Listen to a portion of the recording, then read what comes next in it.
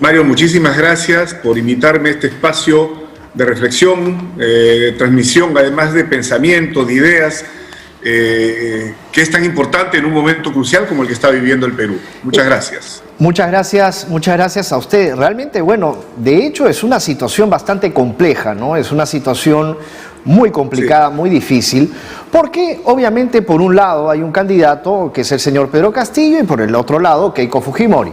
Pedro Castillo, ya se sabe más o menos de sus antecedentes, se ha ido conociendo mucho más de él, sobre Cerrón, por ejemplo, y todo ese círculo que está detrás. Por el otro lado, Keiko Fujimori, que también ha tenido, obviamente, sus problemas, hay también una historia detrás y hay un antivoto, ¿no? Un anti-Keiko pues bastante fuerte. Entonces, pero hoy por hoy estamos viendo que esta segunda vuelta en donde estamos nosotros, hay que optar por uno de los dos, ¿no? Entonces, obviamente uno escucha ambas propuestas y cuando uno escucha ambas propuestas, uno siente a veces que uno es más radical y la otra es un poco más moderada y que, bueno, finalmente ya va a ser cada ciudadano el que en las urnas pueda votar el 6 de junio, Dios mediante, ¿no? Entonces, ¿cuál es su... yo sé, Luis, señor Iberico, también usted es periodista y tiene también una visión, una noción por toda la experiencia que he vivido, ¿no? Desde los últimos años, desde que los 90, pasando por todos los años y luego... Entonces, es conocido, ¿no? Es conocido y muy conocido realmente. Yo quería preguntarle, como periodista, ¿no? ¿Cuál es más o menos la visión que tiene de esta coyuntura actual que es tan conflictiva y tan complicada? Bueno, yo lo tengo claro, Mario, y para eso hay que tener claros los objetivos. ¿Para qué luchamos? ¿Cuál es el objetivo que estamos persiguiendo? ¿Qué queremos? Y si lo tienes claro, en mi caso, creo que la opción es Keiko Fujimori. Y muchos dirán, pero Iberico, en los 90, el año 2000, tú luchaste contra el Fujimorismo. Claro, pero esos objetivos que tenía en los 90, en el año 2000, los sigo teniendo hasta el día de hoy. Claro. Porque en los 90 yo luchaba por la libertad de expresión como periodista. Sí, pues. En los 90 yo luchaba por la democracia, el Estado de Derecho, por las instituciones. Recuerda que el Tribunal Constitucional se lo habían tirado, ¿no? Sí, sí. Por el equilibrio de poderes, sí, contra la corrupción. Sí. Y hoy es exactamente lo mismo. Son los mismos objetivos con los cuales siento que mantengo mi compromiso indeclinable. Democracia, equilibrio de poderes, libertades, una economía que permite el crecimiento del país y una lucha contra la corrupción. Entonces, teniendo claros los objetivos, en este momento, ¿quién es, dónde está la amenaza contra esos objetivos? Ya no es pues Keiko Fujimori, ya no es el fujimorismo. En este momento la amenaza es Pedro Castillo, Perú Libre, la amenaza es el señor Cerrón. Así es. Porque claramente se están expresando en contra de esos principios. Claramente están señalando que se van a borrar de un plumazo el Congreso, o sea, disolver, lo van a hacer ellos, no Keiko Fujimori.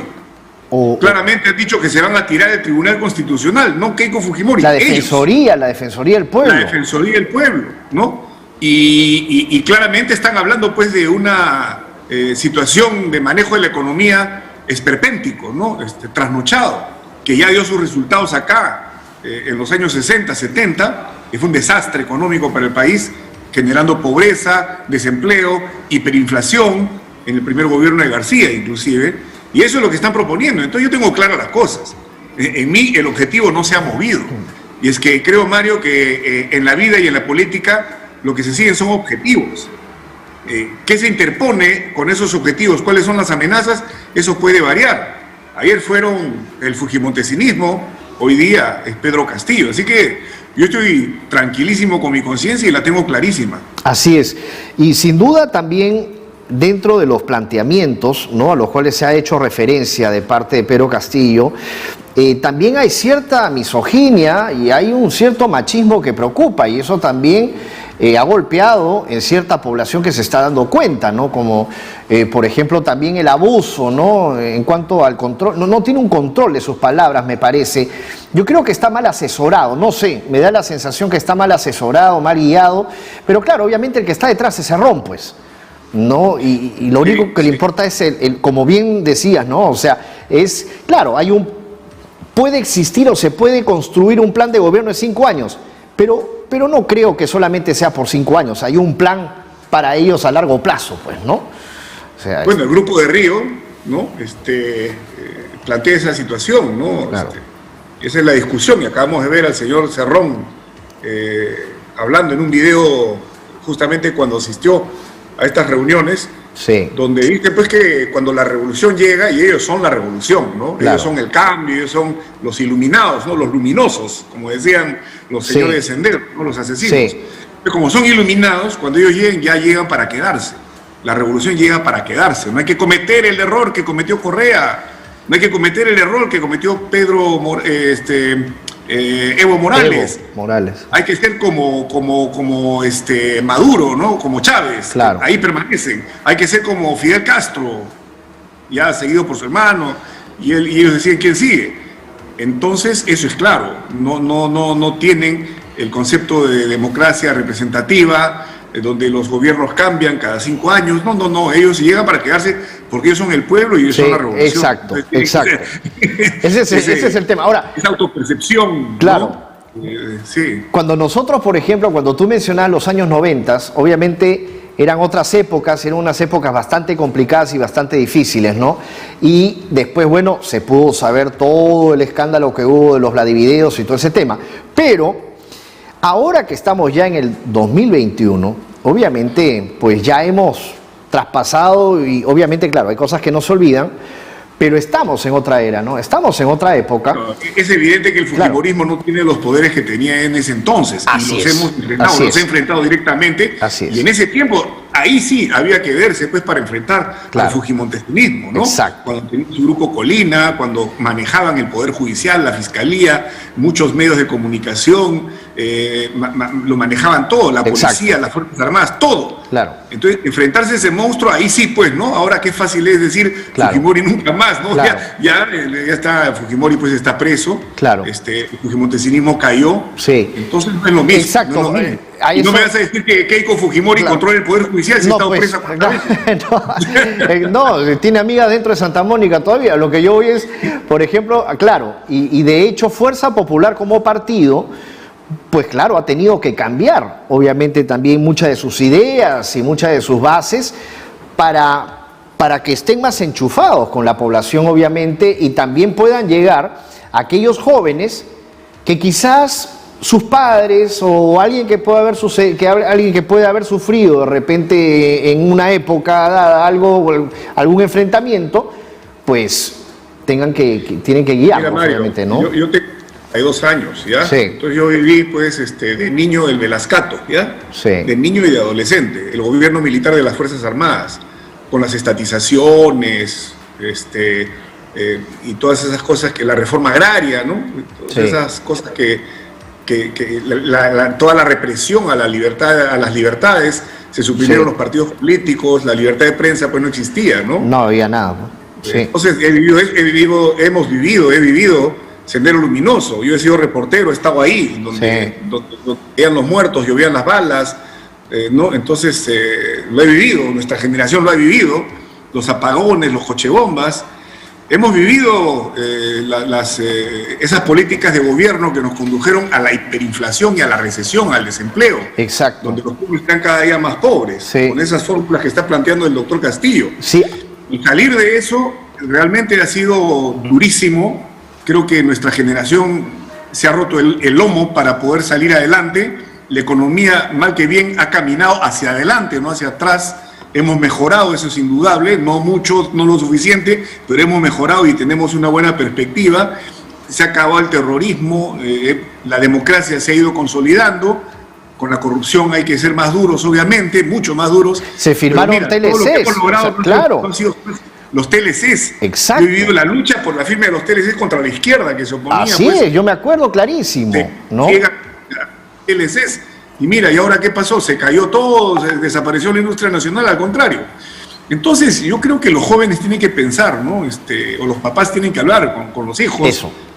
Y decirles con toda sinceridad, miren, no tienen derecho a nosotros que hemos salido de ese hueco para sacarlos también a nuestros hijos y nietos, no tienen derecho a llevarnos de nuevo al mismo hueco, claro, votando equivocado a Pedro Castillo, por un antifujimorismo que ahora ya no se comprende tanto como lo que fue en el año 90. Luis, perdón que te interrumpa, ¿tú estuviste cuando volaron en Frecuencia Latina en ese entonces?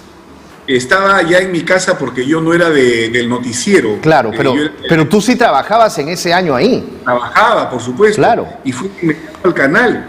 Y llegué al canal, un canal destrozado en el suelo. Sí. Con un camión bomba de 1000 kilos de dinamita y anfo. Y ahí murió mi amigo, que fue mi camarógrafo muchos años, y ya había ascendido a productor de prensa y se iba a ser gerente de producción del canal, un muchacho brillante, murió en ese atentado, murieron 2 vigilantes valientes, decenas de personas, periodistas incluidos, heridos, sí, y el canal hecho escombros. Eso era Sendero Luminoso. Así que mira, nuestra generación ha sido bastante dura, ¿no? No para soportar, para enfrentar todo eso, con las Marialenas Moyanos, con las marchas por la vida, por la paz, con los comités de autodefensa, ¿no? Luchando partido contra Sendero Luminoso junto a nuestras Fuerzas Armadas. Han sido épocas terribles, terribles. Todos hemos perdido a mucha gente. Así es. Entonces, pues, ahora sí, asociado con Movadef es un insulto, exacto, a la memoria al Perú. Y una afrenta a una democracia que tanto nos ha costado, especialmente a los de nuestra generación, Mario. Ahora, APP yo he visto, por ejemplo, que de forma desprendida, con su líder César Acuña, ha entregado hasta su ideario, su plan de gobierno, se lo ha entregado a Keiko Fujimori, ¿no? Eso es un desprendimiento realmente que yo no veía hace muchísimo tiempo. Eso es digno de destacar porque eso es democracia, eso es transparencia. Esa transparencia que se pide a través de la proclama ciudadana, eso es lo que ha hecho el señor César Acuña, ¿no? Yo realmente, particularmente, yo lo destaco y es ese desprendimiento, creo yo, que deberían de tener todos los partidos políticos para con la democracia, ¿no? Todo lo que está en la proclama ciudadana es un compromiso que ya tenemos adentro los demócratas. Inclusive el partido de Keiko Fujimori lo viene anunciando, o sea, lo viene declarando. ¿No? Yo creo que el tema está en el lado de Pedro Castillo, ¿no? Ahí podemos tener serias dudas, así la firme, ¿no? Porque puede ser finalmente papel mojado en tinta. Sí. Entonces, nosotros en Alianza para el Progreso hemos tenido un plenario nacional, además, una cosa orgánica, institucional. Han venido nuestros responsables políticos de las diferentes regiones del país, los congresistas vigentes, los electos, nos hemos reunido. Los que no han podido venir han mandado una carta de adhesión a los acuerdos de la plenaria nacional. Y ha sido una cuestión orgánica iniciar la cruzada por el Perú. Va a llamar la Cruzada por el Perú. En este momento ya nos estamos preparando, tenemos a nuestros secretarios territoriales tratando con nuestros responsables a nivel nacional para ver cómo vamos a unir fuerzas, no solamente con Fuerza Popular, sino las fuerzas democráticas. Y César Acuña está viniendo pronto, ¿no? Y vamos a empezar a viajar, Mario. Qué bueno, porque claro, Lima no es... Es verdad, Lima no es el Perú y obviamente hay diversos lugares del país en donde la gente necesita que se les hable y que se les explique de manera simple, sencilla, ¿no? Lo que es bueno y lo que es malo. Es como característica de César Acuña, ¿no? Claro. Te lo dicen simple y sencillo. Sí, no, claro. Dice, estatizar es una locura. O sea, sí, no. Bueno, claro. Pero es que Luis, también tienes que ponerte a pensar que el señor César Acuña es una persona que tiene doble mérito, porque él nació de la pobreza y extrema y no necesita. Exacto. Ese es un claro ejemplo, por ejemplo, del desarrollo de una persona que tiene empuje, de una persona que realmente se dedicó a trabajar toda su vida. Y yo lo veo así para hacer la fortuna que tiene. Entonces, de una manera limpia, porque es de una manera limpia. No pueden decirme a mí de que no. Él dice todo lo que tiene. O sea, él pone en la mesa, pone todo lo que tiene, ¿no? Todo. Entonces, obviamente... Eso hay que todo destacar, porque está negando todo. exacto, porque siempre se dicen los pobres, los olvidados. Él fue un pobre extremo, luego fue creciendo, y miren ahora lo que es César Acuña, ¿no? Entonces es importante, obviamente, como partido, me refiero, y como él también, todo lo que vayan a desarrollar y todo lo que vayan a lograr. Y trabajó y sigue trabajando incluso en campaña, así que él no pide licencia sindical por 5, 6, 7 años. Así es, sí. Hacer agitación y propaganda como otros, ¿no? Claro, hay muchos acomodados, pues, ¿no? Que han ido saltando de partido en partido también, ¿no? Entonces, obviamente, También. pues, exacto. Luis, muchas Así es. gracias por tu participación. Chao. Un fuerte abrazo. Saludos.